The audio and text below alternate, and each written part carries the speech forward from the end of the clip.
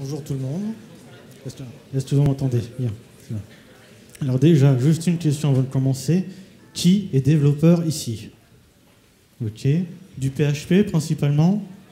Ouais, bon. Alors, je parlerai principalement du PHP. Voilà. Et qui est chef de projet? Il y a quelques Alors je parlerai un petit peu de gestion de projet, mais je ne casserai pas du sucre sur les chefs de projet, il n'y a pas de souci. Donc, le thème, donc comment récupérer un projet web pourri et réussir à travailler dessus. Donc, pour me présenter, donc, je m'appelle Guillaume Richard, je suis développeur web depuis 2009. Donc, alors, je travaille aujourd'hui en tant que développeur front-end chez Petra Group, donc, qui est une société de conseil pour différentes entreprises. Voilà, et alors, j'y suis depuis une semaine, donc voilà, un petit nouveau dans la boîte. Et depuis 2010, j'ai eu l'occasion de travailler dans différentes entreprises en tant que salarié et aussi en tant que freelance. Et donc automatiquement, j'ai pu lister quelques problèmes dans le développement de projet. Donc voilà. Donc, alors là, ce sont, alors, quelques informations à savoir. Donc, ce sont des informations qui sont assez récentes sur 100 projets web ou voire informatiques. Il n'y a que 39% qui aboutissent dans les délais, dans le budget, avec toutes les fonctionnalités requises. Il y a 43% donc, des projets qui sont livrés donc, soit avec du retard, du dépassement de budget, voire même avec des fonctionnalités manquantes, et 18% des projets qui échouent, lamentablement, donc des projets qui ne seront jamais utilisés au final. Donc ensuite, ces chiffres, ce sont des moyennes. C'est-à-dire que, comme vous pouvez voir, plus la complexité et la taille d'un projet sont importantes, plus le risque d'échec est fort. C'est-à-dire que pour les petits projets, il y a 76% de tous les projets. Pour les petits projets, 76% de ces projets-là réussissent. Et ça descend à 10% pour les gros projets. Donc, voilà. Et pour les gros projets, il y en a, je crois, si je me souviens bien, c'est 36% des gros projets qui... non, c'est 38% qui échouent, et il y a 52% des gros projets qui se terminent en retard ou en dépassement de budget. Donc moi, j'ai listé alors, un certain nombre de raisons de cause qui font que les projets peuvent échouer. Donc là, par exemple, le premier, c'est quand la demande du client tient en quelques lignes. Moi, c'est ce que j'appelle les projets post-it. C'est-à-dire soit ça tient sur un post-it, soit ça tient sur une petite feuille et on ne comprend pas la complexité du projet. Quand l'estimation a été sous-estimée, donc en fonction des compétences disponibles, donc ça c'est plutôt pour les agences web ou les agences de développement donc, qui n'arrivent pas à bien gérer leurs développeurs, etc. Qu'on ne sait pas par quoi commencer, donc souvent les clients ils veulent tout leur projet en une seule fois et ils ne veulent pas décider de ce qui est, on va dire, de ce qui est important, de ce qui ne l'est pas. Donc souvent, on ne sait pas par quoi commencer, puis voilà, on fait ça à la mode YOLO, comme on dit. Quand, ensuite, les demandes 4 et 5, c'est un peu proche, mais c'est quand les demandes de modification du client se notent dans les emails ou exprimées au téléphone. Donc souvent, on récupère les demandes au téléphone, et puis on essaie de les répercuter au mieux à l'équipe de développement, mais souvent, ça se court-circuite, ça se contredit, ça se court-circuite pendant le développement parce que les développeurs, souvent, ils travaillent sur les mêmes choses. Quand les demandes de modification des clients se font aussi en cours de développement, alors ça aussi, c'est pas mal, c'est quand les développeurs travaillent sur un truc et puis pendant le cours du développement, en fait, non, c'est pas ça qu'il faut faire, faut faire l'inverse. Donc on revient sur plusieurs jours de développement, il faut tout casser, il faut tout refaire, donc c'est pas évident. Ensuite, raison numéro 6, quand les membres du projet s'en vont avec les infos du projet dans leur tête.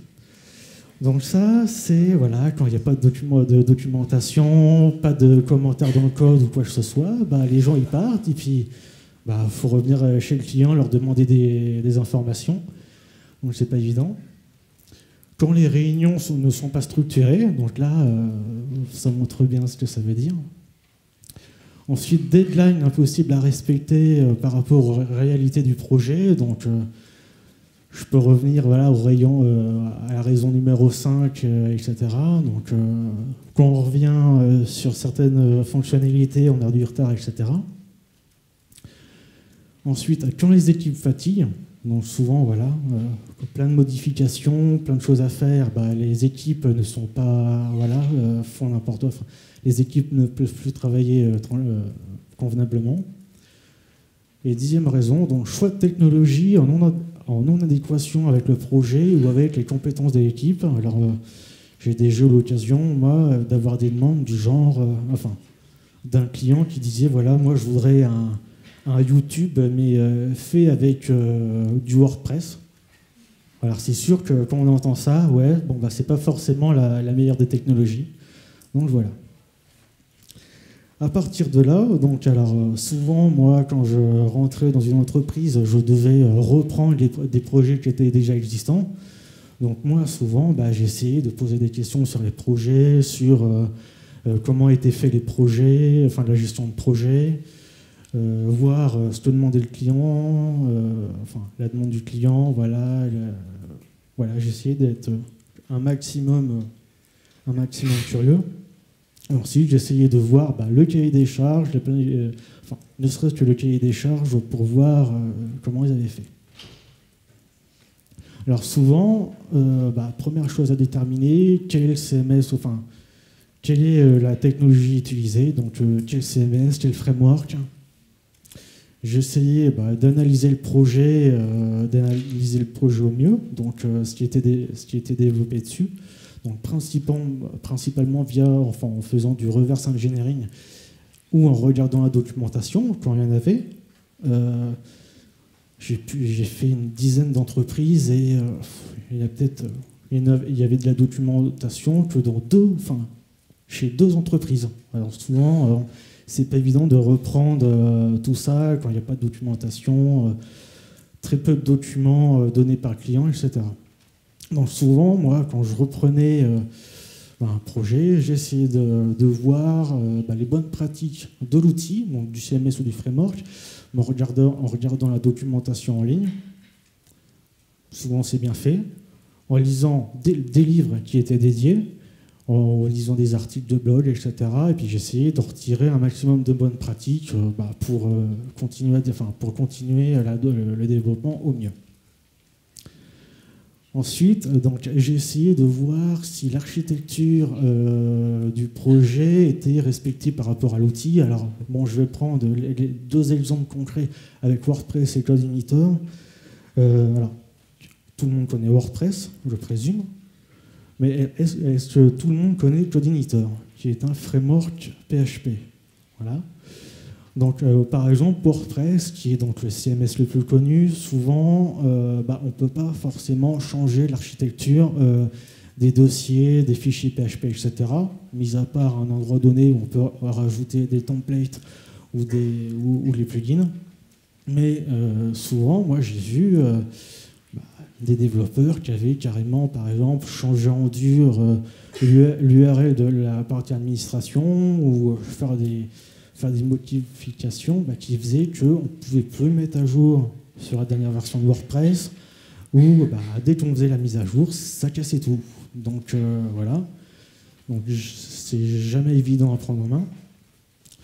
Ou alors, souvent, je vois par rapport à CloudIgniter ou même à d'autres frameworks PHP comme Symfony, etc., il y a quand même un petit peu plus de flexibilité du point de vue architecture. Par exemple, on peut se permettre de changer certaines parties, etc. On n'a pas forcément besoin de...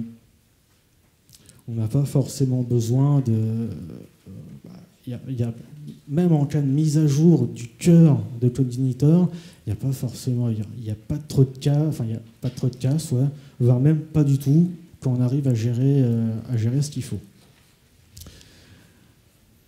Ensuite, alors, là, bon, c'est principalement par rapport au langage, enfin, il y a une partie qu'il faut vérifier aussi, c'est quels sont les langages utilisés et les versions. Donc là, c'est principalement par rapport aux développeurs PHP, du fait que là, il y a la dernière version de PHP, enfin, la version 7 de PHP qui sort. Bah, voilà, il faut faire attention aux changements qu'il peut y avoir par rapport aux versions. Donc, il existe par exemple une URL qui regroupe toutes les dernières, toutes les migrations. Enfin, ça liste toutes les modifications qu'il y a entre deux versions de PHP, les modifications qui existent. Donc là, par exemple, les nouvelles features, les nouvelles fonctions, les incompatibilités descendantes ou ascendantes, selon les cas, les features, tout ce qui est features dépréciées, etc.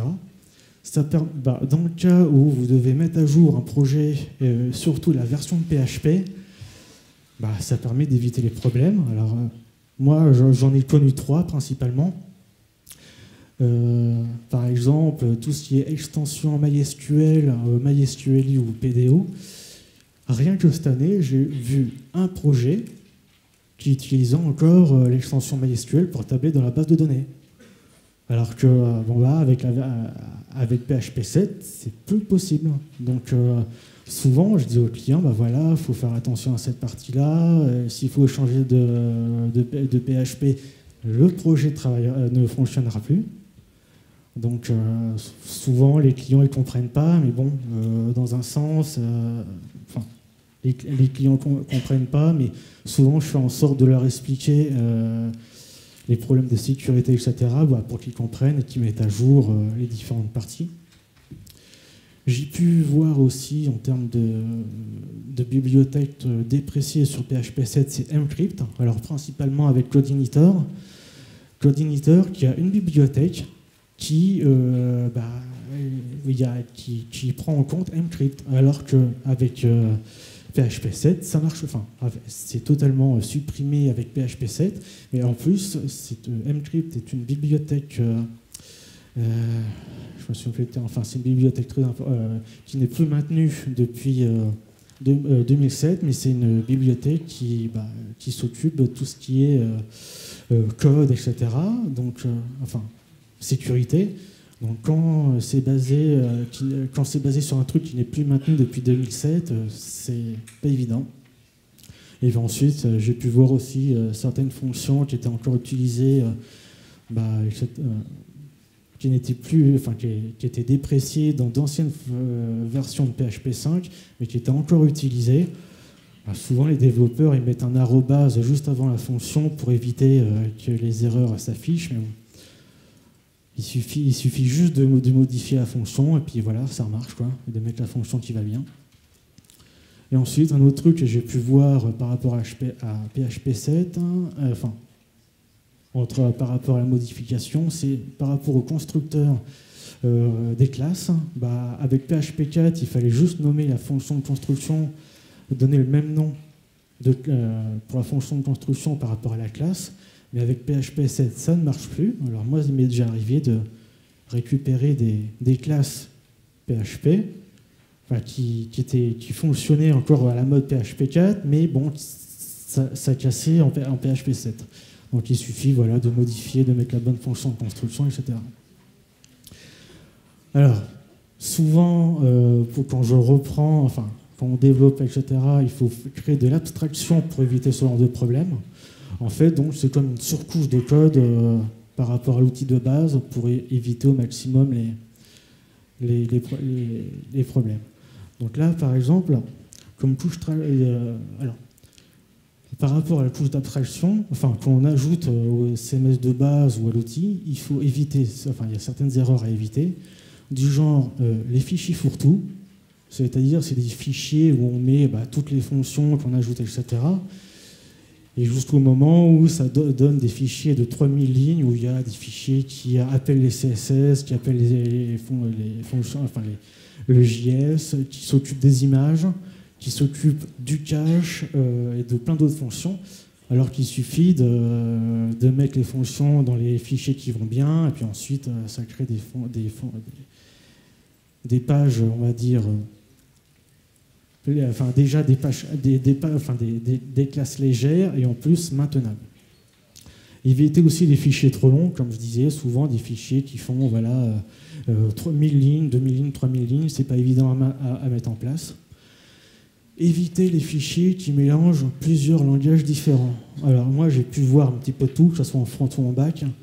Par exemple, souvent en back, des fichiers PHP qui génèrent toute la page HTML à la volée, donc tout le code HTML qui est dans les fichiers PHP, voire même aussi dans la page HTML où les gens mettent tout le code CSS, tout le code JS. Il faut faire en sorte d'avoir pour chaque langage, avoir le fichier qui va bien. Et ensuite, dernier point, essayer de déterminer les règles de développement et de nommage dès le début et les garder jusqu'au bout. Parce que j'ai déjà vu aussi des projets où il y avait plusieurs conventions de nommage et les gens n'arrivaient pas à se mettre d'accord. Alors souvent, moi j'ai une règle, alors, je ne sais pas si vous connaissez le principe du rasoir d'Occam, un principe, on peut appeler ça un principe de simplicité, c'est-à-dire que pour un projet, faire en sorte de développer au plus simple. Ne pas mettre des choses qui serviront jamais, ne pas mettre deux bibliothèques qui feraient la même chose, du genre vous voulez faire un truc qui gère les dates, ne pas mettre deux bibliothèques qui s'occuperont des dates. Prenez-en qu'une. Ensuite, il existe des outils qui permettent de tester votre code et de détecter s'il y a des erreurs. Donc, par exemple, PHP Unit qui permet de faire des tests unitaires sur votre code pour vérifier les différents points. Ça marche. On me dit que j'ai bientôt terminé, donc je vais pas aller plus loin, mais donc là, par exemple, il existe aussi, en plus de PHP Unit qui permet de faire des tests unitaires et tester que le code que vous avez développé fait bien ce qu'il fait, et des bibliothèques qui permettent de détecter et de corriger les erreurs des normes de codage que vous auriez préalablement créées à la base. Donc je peux vous conseiller PHP Code Sniffer et PHP CS Fixer, des bibliothèques qui peuvent s'installer en 5 minutes et qui vous permettent de gagner beaucoup de temps. Et aussi PHP Mess Detector qui permet de vérifier la qualité de votre code et qui permet aussi de vérifier, de vérifier s'il y a du code que vous pouvez factoriser, qui détecte aussi le code mort, qui permet, le code inutilisé, et en gros aussi le code inutilisé. Et il y a un outil aussi qui s'appelle Grum PHP, qui, on va dire, regroupe un petit peu tout. Alors quand je dis regroupe un petit peu tout, c'est que il utilise lui-même les autres bibliothèques et s'il y a un problème,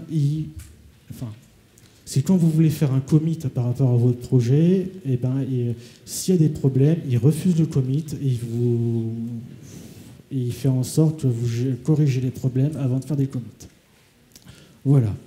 Donc ensuite, il y avait j'avais toute une partie sur la documentation des commentaires, mais pour garder les bonnes pratiques en commentaire, si je peux vous conseiller, faites des commentaires, mais faites des commentaires intelligents. Ne faites pas de commentaires qui expliquent ce que fait simplement le code. Faites des commentaires qui expliquent pourquoi cette fonctionnalité ou ce genre de choses. Voilà, je vous remercie.